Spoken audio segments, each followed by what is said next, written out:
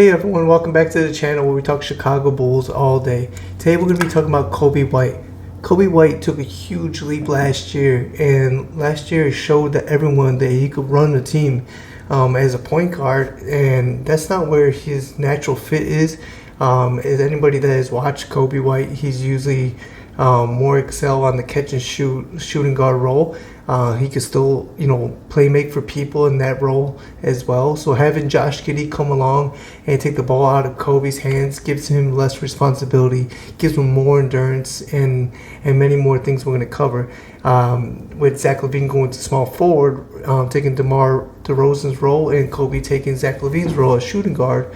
We all saw what happened last year. Can the Bulls take a leap enough for them to get recognition for some all-stars on the team?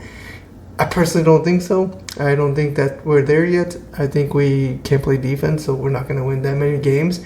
But I do believe we're going to be better than what people think we are. Everybody thinks we're going to go for the top 10 pick or try to keep it and stuff. That's just not what professional players try to go for. They're going for their own jobs. They're getting paid. They want to win as well. It's a competitive sport. And then you have a coach. Coach is defined off winning. So if Billy Donovan keeps losing, he's not going to be here that much longer. And is that what we want? I mean, me personally, I could see Billy go. But that's not what anybody really wants to see the Bulls losing. We just went through a huge rebuild, and we didn't get anything out of that, man. And I talked about it before in my other videos. But I like the way the front office is pursuing things. They're getting people that are young, that have experience, and I think that's the way to go. And then next year we'll build on to top of that, and we'll build on top of that, and that's how you build like championship teams. And everyone wants to say pull in the draft, but the draft is it's pure luck. They call it a lottery for a reason. And then the player you do get, you don't necessarily know how they're going to respond to the NBA, and then it's going to take years of development. I mean, we want to sit around for the next 5 years not winning. I know a lot of people want to do that, but I've been through that as a fan, and it's not enjoyable, right? Like, the best time of the year for me is when the Bulls play. I'm always, waiting through the offseason. Like, it's the longest part of the year for me. We do got football back. The Bears still suck, but there's hope for that. That's exciting, but they just started, and my true passion is the Bulls, and I'm excited for them to come back. So I don't want to see them not try and lose and tank. I don't agree with that statement. I know people are all about that. That being said, let's get right into it with Coby White. Coby White jumping to shooting guard is a huge boost for the Bulls, I think. Josh Giddey will set Coby White up a lot, and there's a bunch of benefits that Coby could get by moving to shooting guard. And, that starts with more catch and shoot opportunities. And he's going to have more wide open shots. Josh Giddey breaks down the defense by going towards the lane. And usually when you go to the lane, you collapse the defense, and then everybody starts scrambling, running around. And even fast break opportunities, Josh Giddey will find the open man. And, Coby White being open, he's fast. He'll get open. And seeing Coby work off the ball again is music to my ears, man. So the wide open shots, and also Coby ran the point guard position last year. He was fatigued. We'll go through that, what he's talked about a lot. He didn't play as many minutes before. That was his career high as well. So Coby having more endurance is awesome for us. The teams were focusing on him, a lot. So he was bringing the ball up. They already knew he had the ball in his hand. They were focused on. They were pulling traps, and he got tired out a lot. And he talked about that in the offseason. And also the less responsibility for Coby, the better. He took a huge leap last year, showing that he's not going to turn the ball over anymore, so much that he used to do in his first couple of years. And he actually helped players, especially Vooch. He plays really well with Vooch. I don't know why, he connects so well with him, because not too many other people on the team did. But Coby really connected with Vooch a lot, gave him some wide open shots, wide open layups, some easy bunnies right next to the rim. Coby's driving, opened a lot of things up for Vooch. And also Coby's dribbling. He's improved so much in that area, and he collapses the center towards him, and Vooch gets rewarded because of it. And so if Vooch is still here, or even Smith's still here, I see them benefiting for Coby. Coby having less iso ball is good for everybody. The ball needs to move around. They've been talking about doing that for a while. They're talking about taking more threes. The problem with taking threes is you're not just going to throw up threes that are guarded all the time. Maybe Zach LaVine, but like you're not going to like just force these threes up. So like how do you get open threes? You move the ball around. And I think not playing iso ball is the key. And Coby don't need to do that with Josh and Lonzo running the point now. And I'm sure Coby will have some times where he's bringing the ball up and all this stuff and playmaking and running the point guard for a few minutes here and there, but it's not going to be his primary responsibility anymore, which is great. He's going to have less turnovers because of that. And then he's going back to his natural position. And then bringing in Josh Giddey, what does Josh Giddey do? Josh Giddey unlocks everybody, in my opinion. I love Josh Giddey. I think Josh Giddey will make or break the Bulls next year, depending on how he develops to a new situation. And he's still young, and he's going to have to learn the offense of what Billy wants, even though they run the similar offense on OKC. But Josh Giddey, I think, is going to unlock Coby first. Like, out of anybody, it's going to be Coby White. He's going to unlock. Having them in the backcourt, man, we're going to hopefully score. Every year we think we're going to score, and we don't. We have no offense when we have nothing but offense-oriented players. So hopefully Josh Giddey unlocks that. I see Josh Giddey getting Coby like more corner threes as well. Coby excels in the corner and he doesn't shoot them that much. I like the fact that Billy wants to run his plays, and a lot of his plays have the guy in motion running through that area. So I can see him finding them open slots. No more standing around for Coby either, which is great. Defense won't focus on him so much since he's not bringing the ball up as well. More plays ran for him. He's going to have a facilitator to run that play off of. We saw that in his third year. He was doing a lot of running off the ball, and he played well in those little minutes he had before he got hurt. And I think like cuts too, like you don't see him last year getting like any cuts to the basket because he had the ball in his hand mostly. So maybe playing off ball, get him more easy baskets, cuts to the rim, back cuts will be great. And then fast break opportunities. This is the biggest one for me. I think with Josh Giddey, he's not necessarily going to launch the whole court pass all the time, but what he does do good, and we saw a lot in Oklahoma, and then even this summer, he passed the ball up, like immediately gets the ball off the rim if that's what he did, or inbound, and then he passes the ball up. That first pass could be like somewhere by half court or whatever, and knowing that Coby White is so good at running the fast break. I mean, he's so fast, and nobody can stay in front of him. So getting him the ball really fast up court where the defenses are not set, that opens up Coby and Io too. Io is his strongest suit, in my opinion, is the fast break. So having them two there, maybe when Zach takes a break. But even Zach LaVine too, if he's on the team and he buys into his role, especially like how Lonzo used him, they were always leaking Zach out. So I think Josh Giddey just unlocks everybody, man. Like especially if the Bulls want to run fast, like we have the weapons to do so, especially at the guard position. And Smith at the center too. Our power forward Matas, I could see being really good in that area too. Don't know how many minutes he's gonna get. It's Billy was talking about like you don't want to throw rookies in the fire right away on this interview. I'll get more into that probably later. But man, I did not like that. So depending on what Matas is, he's a fast break guy too. I think it's part of the reason why we drafted him. Also, we got lucky that he fell to us, and I think the Bulls realized that as well. But also Coby, he has a lot of passion for being better, and the one area where he always was criticized was his defense. And like throughout the years, we kind of see his development there, and his effort has always been there, no matter what. Even with Jim Boylan, his effort was there, and his defense was not the best, but you could see he tried. So I think now having more endurance, he could kind of use that on the defense end more. We saw like a leap last year, and I think we're going to take another one this year as well.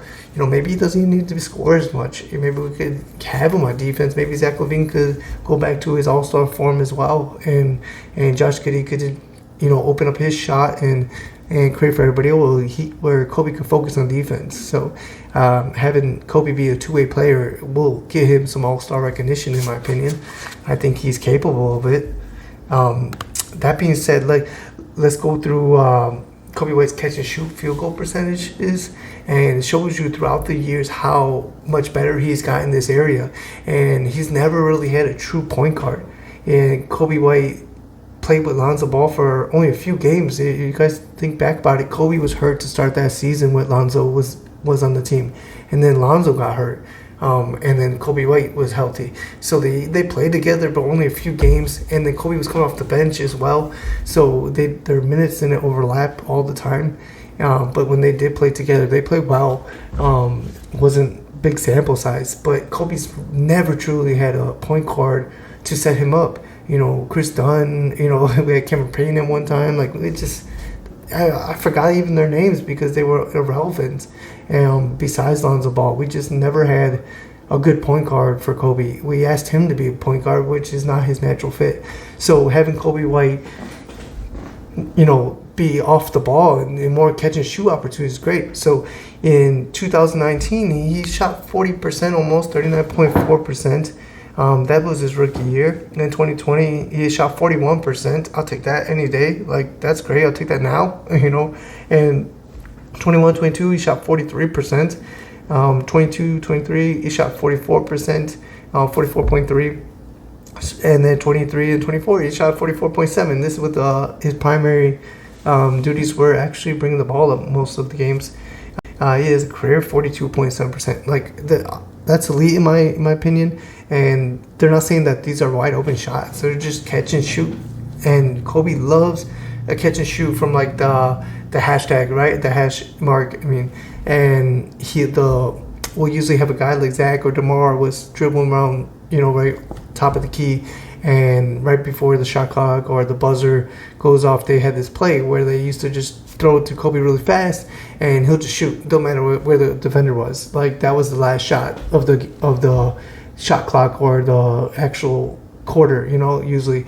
And they ran this all the time. And it was nothing but a guy dribbles at the top of the key and passes to Coby White right there by the hash mark, and he will make that shot. He's a fast shooter, so having him catch and shoot really fast doesn't really matter where the defender is. So these numbers don't have anything to do with wide open shots, and I think that's great. Let's get more of that. I also think he'll be open a lot more. His offseason this year, he was talking about his weight training and how he's going to kind of build in that area, get his body even more right, his endurance more right, and then try to finish through contact a lot more.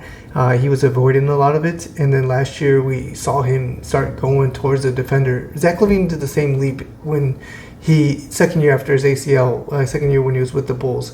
And he did the same thing. He started getting more contact, and he started going through the free throw line. I see Coby doing the same thing next year. He started doing it last year, and I think this year is the year we see his free throw numbers go a lot more up.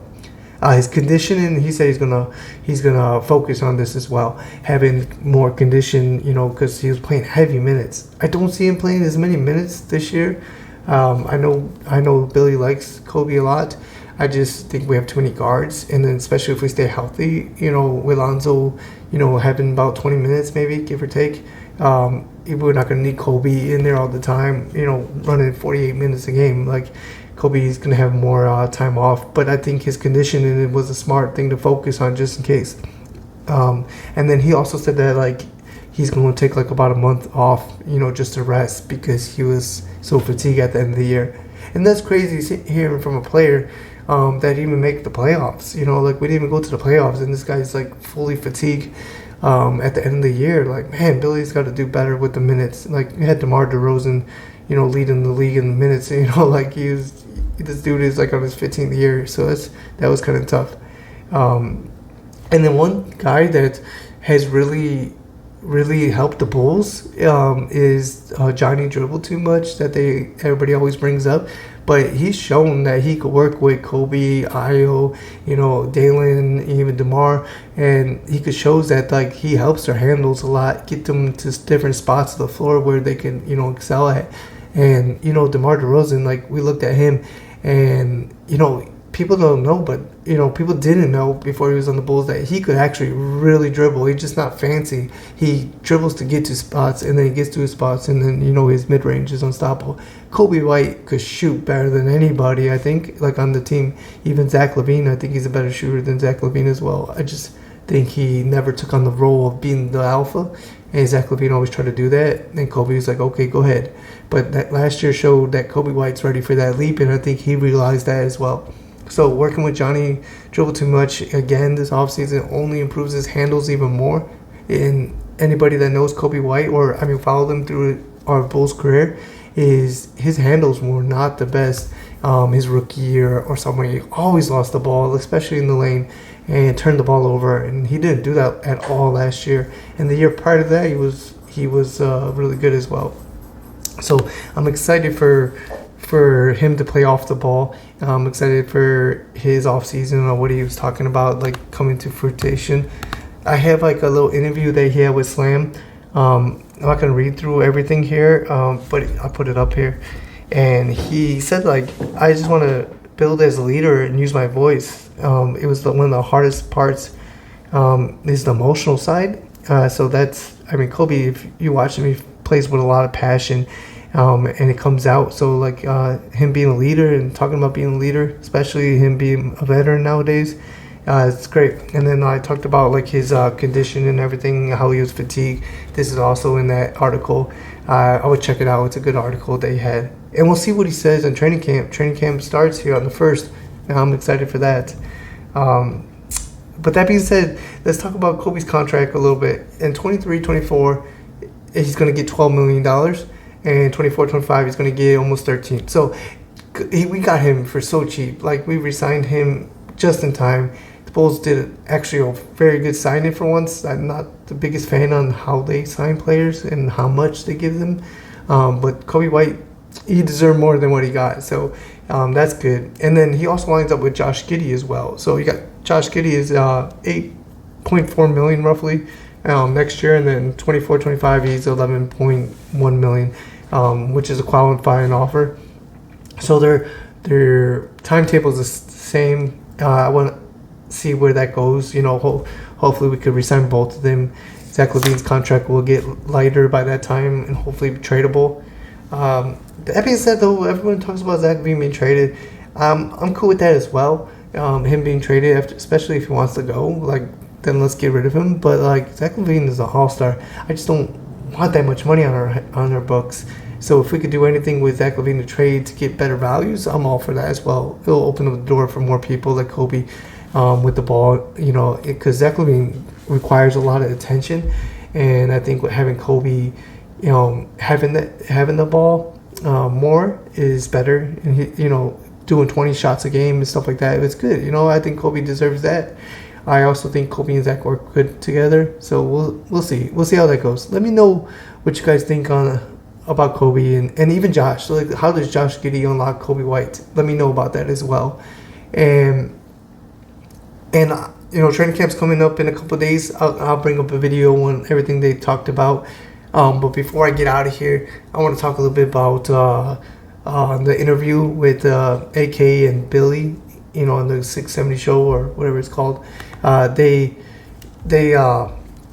were saying some crazy stuff, man. They were saying they're all about development, the development, throwing a rookie in the fire is not necessarily development. Getting more playing time is not going to necessarily help him. Sometimes they'll send him to the G League and all stuff. They need to know the routines as a pro. And I'm thinking Matas Buzelis just came from the G League. We drafted him out of the G League. You're going to send him back?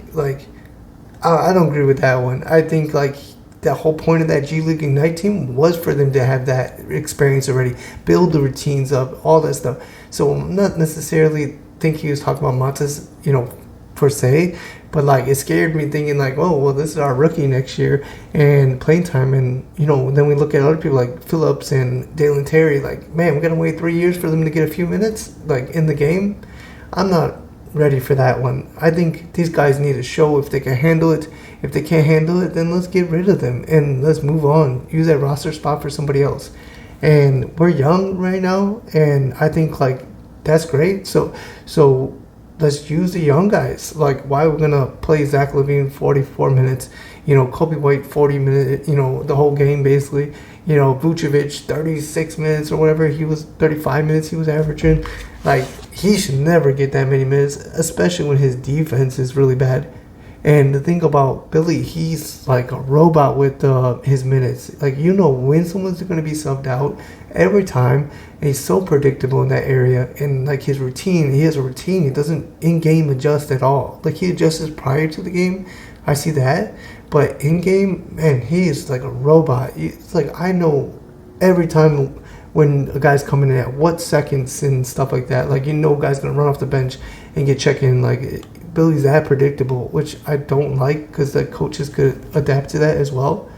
But having these guys like, Sonogo, if Lofton makes the team or whatever, get some minutes, then Vooch and then Coby take a little less minutes, and have the other guys come in and take on a role as well. We have a four-headed monster at the guard position. That's our strongest point or position, like, is the guard spot. And, he doesn't need to play those many minutes. So they were talking a lot about that. I wanted to bring that up. I didn't actually agree with those statements. I don't agree with the shooting the threes. They lost the analytical battle. Everybody's talks about shooting threes. We need a team that shoots threes to actually play that role. Last year we started with the same conversation, AK and Eversley saying they need to shoot more threes. We started off the season shooting 43s and not making any of them, basically it was like the team needs to fit that profile. We need to play fast and have open threes. I agree with that statement they made. That being said, I don't think we should be forcing analytics, for a team that doesn't thrive in that position. And this year we're a little bit better than we were without Caruso, which shot the ball well last year, and then DeMar, he also tried to shoot some threes, but that team didn't fit that way of play style.